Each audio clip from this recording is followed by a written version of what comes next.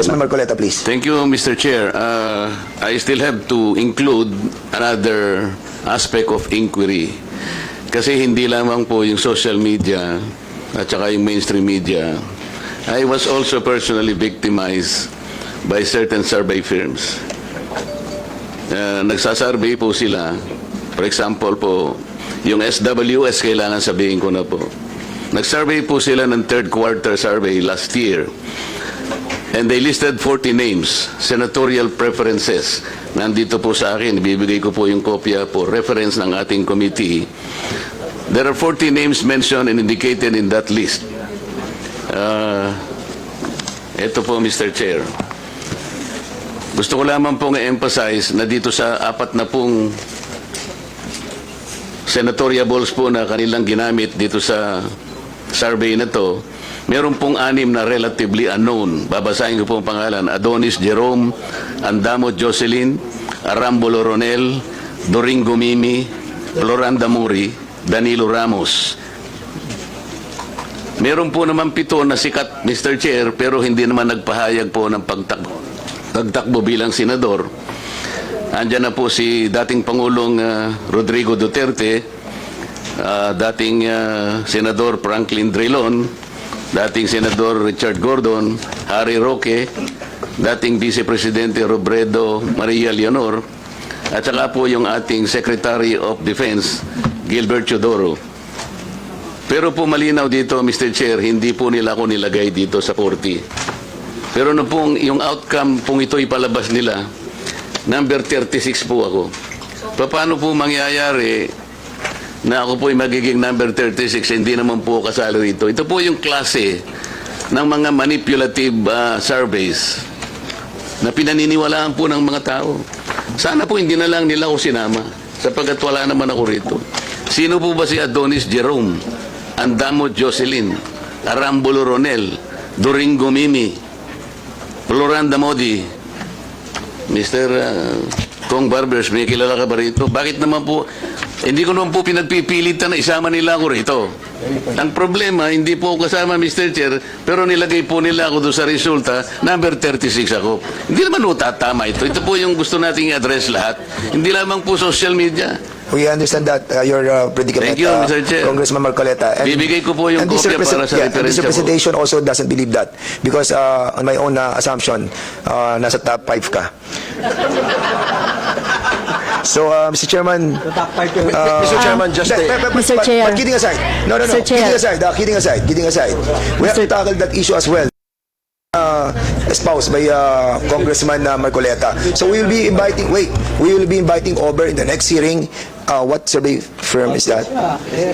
SWS and the Pulsation. Ilan ba yan? Ito lang muna yung nakita ko. Because- At saka yung Manila Broadcasting Corporation. MBC. Because in the House resolution itself, the House resolution number 2147, it clearly states, social media lang. Yeah. Media lang eh. Oh, kaya yun lang yung topic natin. But we cannot. But it was not delivered. No. Congressman Barbers, you have delivered in your privilege speech a wide, comprehensive approach on this matter. That And I is think correct, Mr. inviting Chair. over the survey firm is also correct. Yeah, maybe we Because can we are tackling expand. not only the House resolution number 2147, we're also tackling 2 privileged speeches that was delivered by you. So I think may basis po yung kay Congressman Marcoleta. Okay, and at the same time,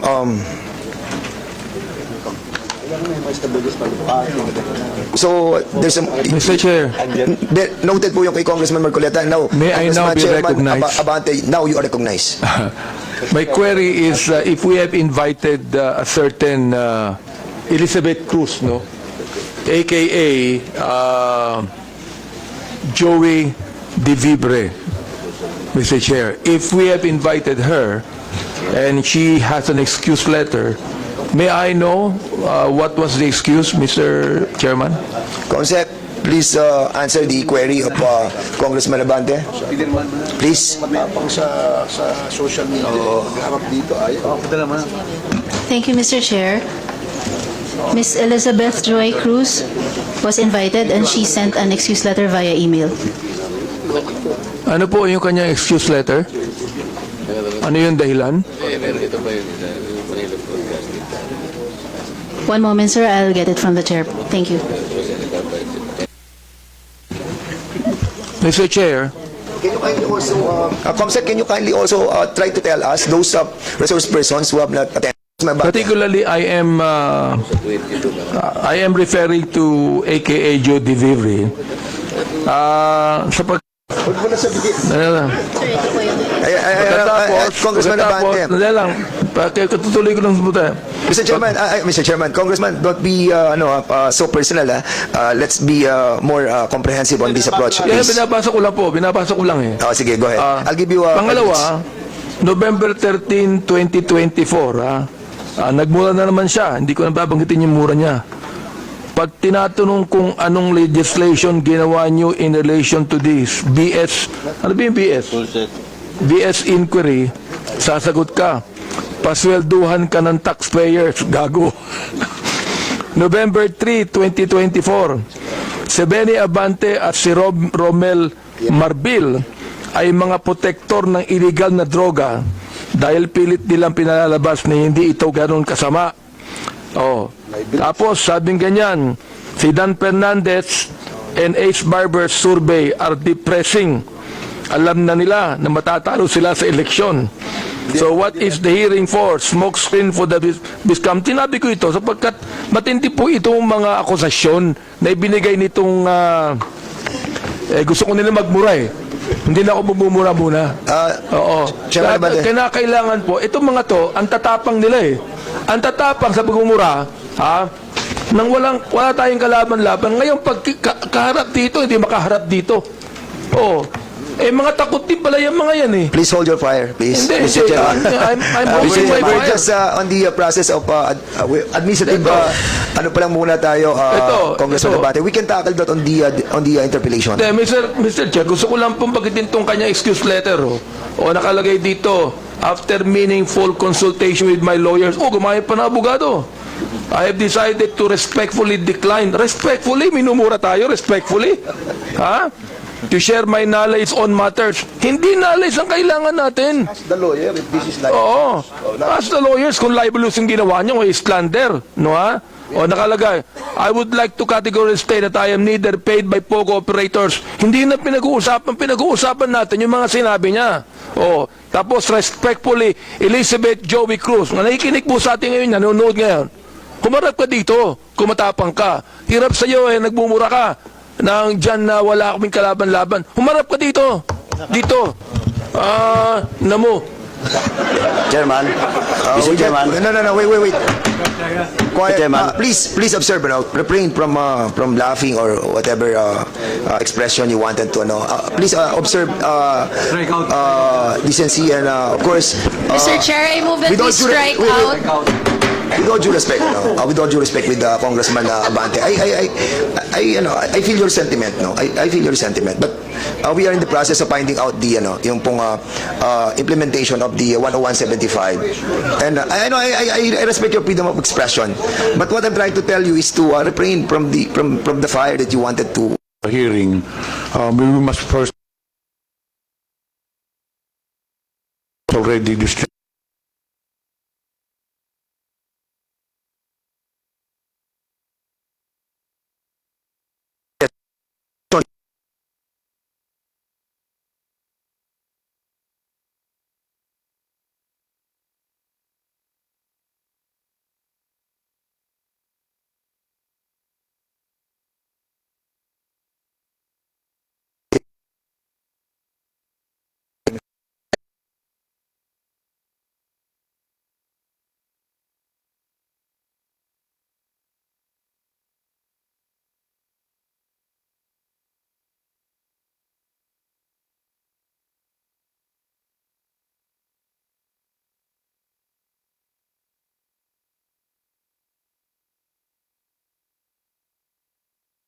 Made by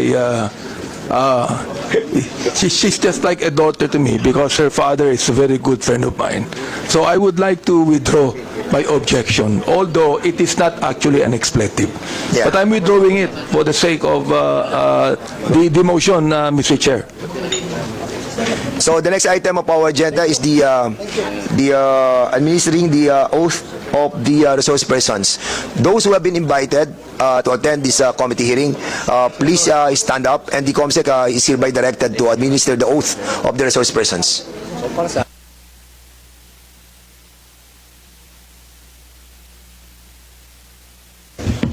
May we request all the resource persons invited to stand, raise your right hand and repeat after me. Do you swear to Discussion. Please be reminded that pursuant to our ground rules, House members shall register with the committee secretary and shall be recognized on a first-to-register basis. Members shall be given 10 minutes each for their interpellation, excluding the answers of the resource persons. No member except the chairpersons or the presiding officer and the senior deputy speaker shall be allowed to speak or make interjections during the course of the interpellation of a member unless and until recognized by the lead chairperson or the presiding officer. Lastly, we enjoin everyone to observe proper decorum and basic courtesy in our proceedings. Please address your questions to the co-chairs and wait to be recognized. Thank you. Thank you so much, Co-Chair Pimentel. So, muna tapos doon. The next is Chairman Aquino for the discussion proper. Please discuss it. Yes, thank you, Mr. Chairman.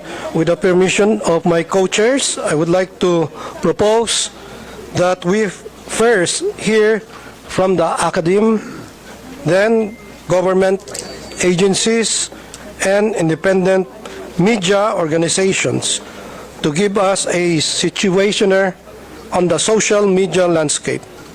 Each presenter shall have 10 minutes. Thank you. So the proposed flow of discussion, una po yung academe, si Dr. Jonathan Ong, then academe muna, then government agencies, then the independent media organization. This will be the flow of our discussion. But for the meantime, going back to the administrative matter, Congressman Chairman Chairman Paduano, have something to say? Thank you, Mr. Chairman. Just a matter of procedure, Mr. Chairman. And a protocol of every committee hearing, Mr. Chairman. All resource person being invited in every hearing and absent should have an excuse letter or explanation. And if that excuse letter is valid and acceptable to the committee members, so we invited guest that was mentioned by Congressman Abante. And it's up to Congressman Abante that what will be the next step for this committee for his or her invitation in the next hearing. I just want to make it clear, Mr. Chairman, that all invitees who are not present in today's hearing the committee should have a proper disposition with regards to their invitation, Mr. Chairman. Thank you, Mr. Chairman. So what's the pleasure of the body?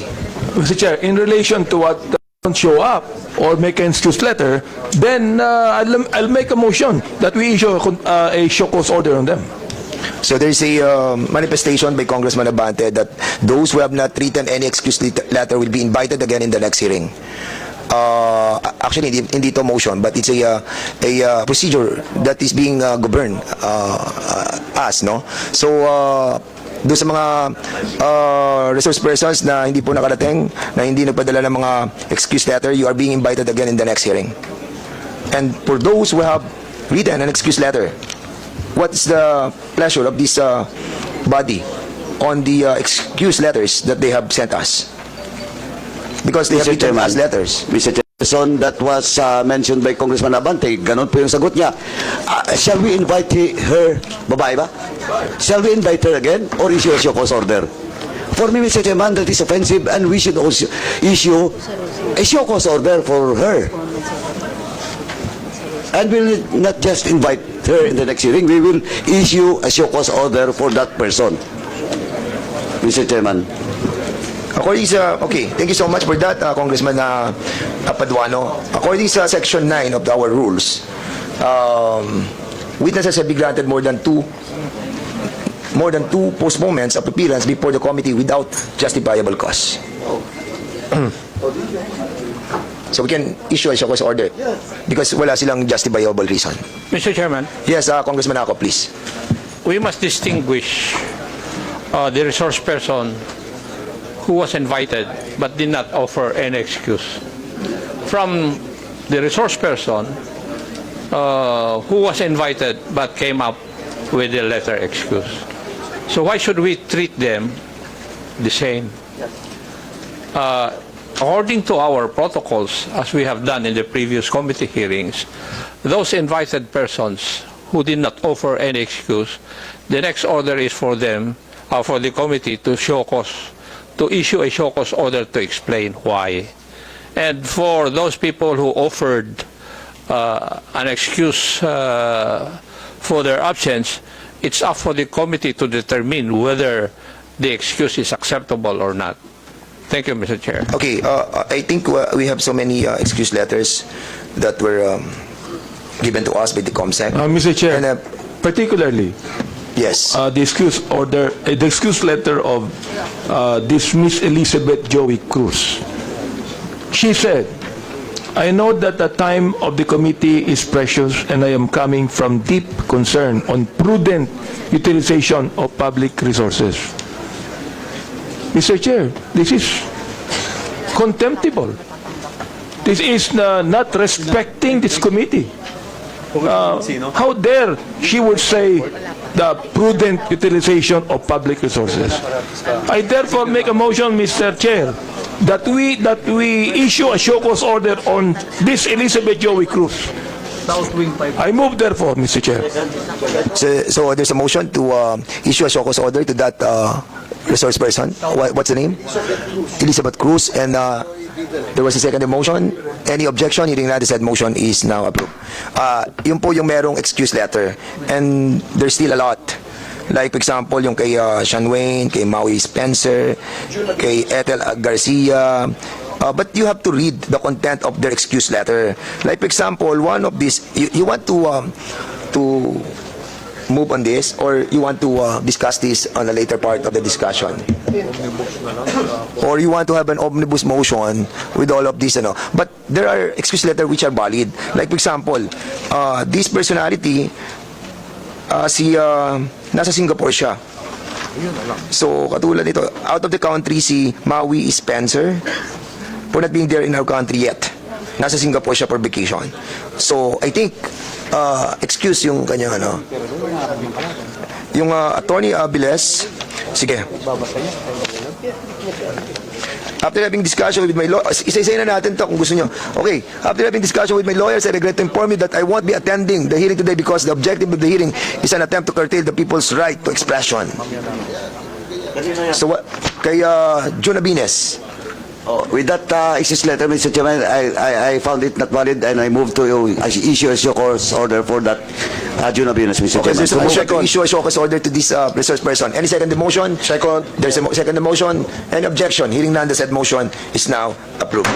Okay, Mr. Chair, if I may. Go ahead. Mr. Chair, para lang doon sa mga nanonood, ito pong hearing na ito ay hindi para kitilin o isuppress yung freedom of speech nila. Wala ho kaming ganong layunin. Ang layunin po natin dito ay gawan ng polisiya ang paggamit ng social media platforms. Dapat po meron tayong disiplina, meron tayong code of conduct, meron tayong ethics sa paggamit nitong social media. Hindi yung pagbukas mo ng social media, magmumura ka. Meron dyan, nagso-social media, nagbablog, walang ginawa araw-araw kundi manawagan ng kaguluhan sa ating bansa, nananawagan ng people power, nananawagan ng kudeta. Yung ba ay tama, Mr. Chair? Ang punto lang natin dito is magkaroon tayo ng ganitong regulasyon o regulatory policy para kagaya po ng mga broadcasters, meron po silang KBP. Kagaya po ng mga manunulat sa dyaryo, meron po silang NUJP. They're all bound by rules and regulations. But in this social media, the use of social media platforms, unfortunately, wala po tayong ganyan sa ngayon. At hindi po pwede na gawin pong rason ng mga yan na meron tayong freedom, na kine-curtail natin yung freedom of speech nila. Huwag niyo pong lokohin ang taong bayan. Wala hong curtailment o suppression ng freedom of speech dito. Kaya nga kayo inimbita rito Diba? Kaya kayo inimbita dito para makapagpahayag din kayo. Hindi po ba yan ay tamang freedom of expression? Ba't ngayon nagpapadala kayo ng mga sulat na hindi kayo pwede kasi hindi kayo naniniwala sa layunin ng pagdinig na ito? Wag po kayo magtago sa mga ganyan. Ang tatapang nyo, sabi nga ni Congressman Abante, in the advent of social media, suddenly Filipinos become political analysts. They become journalists. They become experts. We need your wisdom. Diba? Kayo, ang gagaling nyo magtuligsa Dito nyo gawin para nang sa ganun, makagawa tayo ng isang polisiya na hindi po maabuso ito. Ngayon, nandiyan kayo sa social media. Kung mag-retire kayo, hindi na kayo nagbablog. Paano kaya yung mga susunod na mga vloggers? Yun lamang po ang layunin natin dito. Kaya wag kayong magdahilan na hindi kayo nagpupunta rito dahil hindi kayo pupunta rito kasi hindi kayo naniniwala sa layunin ng investigasyon na ito. We want to craft a policy, a remedial legislation so that there will be discipline and code of ethics in the practice and use of our social media platform, Mr. Chair. Thank you. 7 na lang naman pala to. So, tapusin na natin. Maikli na lang to. Ito may excuse letter din si Mark Anthony de la Cruz Lopez. I was supposed to stand in front of this committee today in what has been asserted as inquiry on fake news peddlers, narco-bloggers, and pogo-funded bloggers in aid of legislation. I would have loved to really open up and tell you my story on how I evolved from being an ordinary citizen. Mahaba po siya, mga 5 pages. The invited guests. Okay, so there's a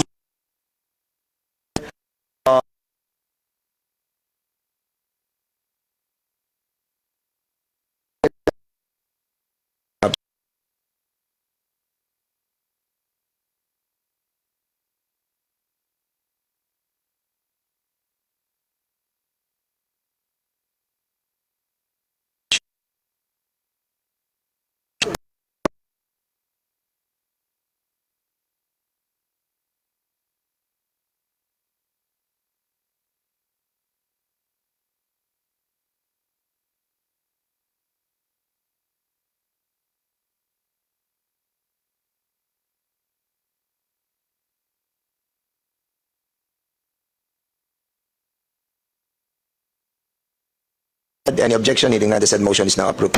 About Richard Mata, thank you for your invitation. I just received this yesterday, just a day before the event. I consulted my lawyer and was advised not to attend. The late invitation plus the unclear purpose of the event, we support the freedom of speech. So, what's the pleasure of this body? The same thing with the others, Mr. Chair. I would like to make a motion to, But I think we have a to issue of show cause order on her. There's a motion. Any second the motion? Julie second. Any objection? Hearing none, the said motion is now approved. About the Aaron Peña. While I initially wanted to accept, I would like to respectfully decline your invitation to share my knowledge on matters that were raised by Representative Ace Barbers in his privileged speeches.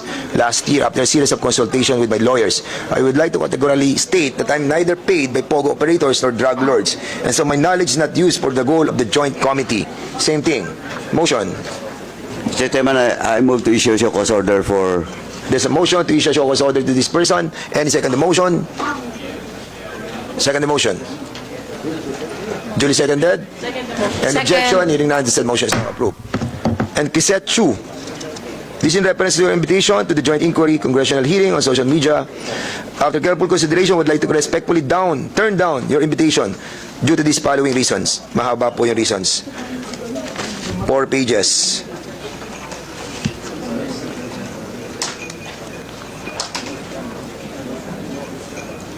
And sa nababasa ko ba, ang tema niya ay justification of the laws protecting their rights. So I think, what's the pleasure again? I think it's not about health reasons or whatever. It's also justifying not to be present on today's hearing. Once again, Mr. Chairman, I move to issue show cause order There's for a the motion mentioned to issue invited guests. show cause order to Ms. Chrisette Chu, and this was duly seconded. Hearing no objection, the said motion is now approved. About the Sean Wayne, it's a long excuse as well. No health issues and not out of the country. So I think the same. No, it's not out of the country. So, nag-decline lang siya. And this goes also to Miss Ethel Garcia, para yun na po yung last natin. So, dalawa po sila, same naman ang reason almost. Mr. Chairman, that we issue so also therefore both invited senators mentioned by the chairman. So There's moved, a Mr. motion Chairman. to issue show cause order to Miss Ethel Garcia and Sean Wayne, duly seconded. Any objection? Hearing none, the said motion is now approved. So now we will be Mr. Chairman, just one last Yes. admin. 11:30 na. Go ahead. Mr. Chairman, the committee has received a letter coming from the Philippine Entertainment Portal, and they're requesting for their presence to be invited in the next hearing, Mr. Chairman, so that they can also give some inputs with regards to the House resolution that we are tackling in today's hearing, Mr. Chairman. So move, Mr. Okay, Chairman. so we will be inviting them over as well. There's a motion duly seconded by Congressman Luistro. Any objection? The said motion on the said motion, hearing no objection, the said motion is now approved. Okay, punta na po tayo sa flow ng presentation natin. Kanina sinabi po natin yung academe po mauna. We will be recognizing via Zoom si Dr. Rachel Khan, Associate Dean, UP College of Media and Communication. Pakinggan po natin yung mga taga-academe natin. Go ahead. Andiyan ba siya? Kung mauna to, kasi mag-out na siya. Okay, so unahin po muna natin si Dr. Jonathan Ong, University of Massachusetts. Professor, I'm based po dito sa Boston, Massachusetts, pero dati po ay professor ako sa Ateneo de Manila. I'm a disinformation researcher and director of Sigla Research Center, based po sa Manila. And I've been publishing academic research and tech policy papers on social media and disinformation since 2016. I've collaborated with many news and nonprofit organizations in the country. Several of them are invited and present in today's hearings. I've also presented in previous hearings on fake news at the Senate related to elections as well as on foreign interference. So ang una ko pong Dr. Jonathan layunin, Ong, for a while, we have problem with the audio. Can you refrain from speaking just yet? So, technical, can you kindly increase lang po yung volume? Dr. Jonathan Ong, you can now proceed, please. We'll Okay. just try to check it out. all right. Can you hear me fine? Okay, And go can ahead, you see my Now, presentation? it's much better. Thank you so much, sir. Okay, so magandang umaga po. I'm a professor based po Mr. sa Jonathan Boston. Ong, but Dr. before Jonathan I was Ong, a again, professor sa I'm Ateneo sorry, de Manila. Jonathan. I'm a disinformation Doctor. researcher and director of Sigla Research Center based po sa Manila, and I've been publishing academic research on social media and disinformation since 2016, and I've collaborated with many human rights organizations and newsrooms, some of them present in today's hearings. I've also presented at the Senate on fake news and elections, as well as on foreign interference. So, ang una ko pong layunin sa araw na ito ay magbahagi ng research on disinformation. Number 2 is to review trends in global context. It's important to conduct comparative research with our neighboring countries kung ano-ano na nga ba yung mga effective solutions based on other countries' direct experiences, including with legislation. Pag-usapan po natin kung paano maaaring suportahan at posibleng pondohan ng gobyerno ang iba't ibang mga interventions. Third, it's important that we share lessons of what has worked and what hasn't in the Philippine context, and what risks that researchers, journalists, and other organizations in this space have been facing. Fourth, I also wanted to share the vision of Sigla Research Center and myself as a sociologist in terms of tech justice here in the Philippine context. So my colleagues advocate for tech justice solutions that are sustainable, long-term, and aligned with our country's cultural context. So first, I wanted to share this free and open access resource for policymakers and also educators curated by Sigla Research Center. You can visit siglaresearchcenter.org and check out this research archive. Ito pong research archive collects many professors' previously published research and policy papers on disinformation in influence operations. So na-publish na po siya sa iba't ibang bansa, pero na-collecto po siya dito sa Research Archive. Altogether, in reviewing all of them, you can learn about trends across 3 election cycles from 2016, 2019, and 2022 elections. Most recently, we have one paper that also summarizes trends across all 3. Some of you might know that as a sociologist, my specific methodology has also been focused on understanding the business of disinformation for hire. Ito po yung paano magpatakbo ng digital operations during elections and yung mga kampanya, at kung ano-ano yung mga klase ng operators na kumikita ng pera from disinformation campaigning. We also include papers in this archive led by other academics such as Fatima Gao who discussed influencer marketing and paano kumikita ng pera ang mga influencers bawat halalan using advertising technology of social media platforms. Finally, we have collected research about counter-disinformation actors in the Philippines and kung ano-ano yung mga interventions na na-implement dito sa ating bansa.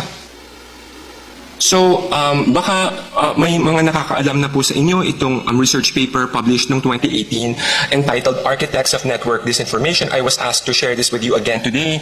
This research was co-authored with Jason Cabañas, and this analyzed the behind-the-scenes work of disinformation campaigns, how they are organized, the different kinds of workers involved, who sets the agenda, and who executes the campaign. So our research involved interviews with politicians, political operators, at various levels of the hierarchy, kasama na dito mga advertising and PR specialists, influencers, fake account operators, and digital volunteers. This academic paper has also been translated as a podcast produced by Puma Podcast, where we interviewed disinformation whistleblowers. So ito po yung mga operators na nagtrabaho sa mga political campaigns, and you can hear from them directly. Maririnig nyo how they were recruited into their work at paano sila kumikita ng pera. 3 of our findings: political trolls are not tech-brainwashed, uneducated, poor voters in rural areas. Some of them are from middle-class families, and they see political trolling as just a side gig, a hustle to make ends meet. There are different kinds of workers, and we need to hold accountable the people at the top, yung mga elites in advertising and PR industries. Ibig sabihin, sana wag lang po natin habulin yung mga low-level workers, yung mga bots, but pati na rin yung mga mastermind. Pero mahirap pong gawin itong kind of research. Ang naging pangalan po sa methodology ng research na ito ay Disinformation for Hire, yung pag-aaral ng paano nagiging hanap buhay kumbaga ang paggawa ng fake news sa industriya. So ang napag-aralan namin ay ito: investigative research into the business of disinformation is risky and costly. It requires financial investment and also legal support. So yung mga researchers and journalists who do this are also threatened when doing this kind of risky research. This is difficult to execute because it requires the cooperation of whistleblowers. Ibig sabihin, hindi lang ito monitoring kung ano yung nakikita natin sa social media. Kailangan may ma-invite tayo na magpa-interview sa mga researcher ng mga tao na insiders talaga sa industriya. This means that we need civil society to support worker power movement building in the digital and creative industries. Kailangan ma-encourage natin sila at magkaisa mapag-usapan ng ethics or lack thereof sa industriya. So, may iba't ibang interventions na nasubukan na. So, for example, codes of ethics have been attempted by legal advocacy groups like Lente, which I'm sure you're familiar with. Unfortunately, these attempts have had very little buy-in from advertising and PR agencies themselves because it threatens their ways of working and their bottom line. Thus, it has become easier to just hunt and fact-check low-level trolls and bots rather than to hold accountable itong mga masterminds. So, pag-usapan din natin ng foreign interference. And it's important that we review prior research. Of course, it's important to invest in cybersecurity monitoring of foreign interference. Ito po yung pag-track ng mga bot accounts operated overseas and how they interfere on wedge issues, such as how Chinese accounts were discovered by Facebook's own investigation as pushing CCP propaganda around the West Philippine Sea.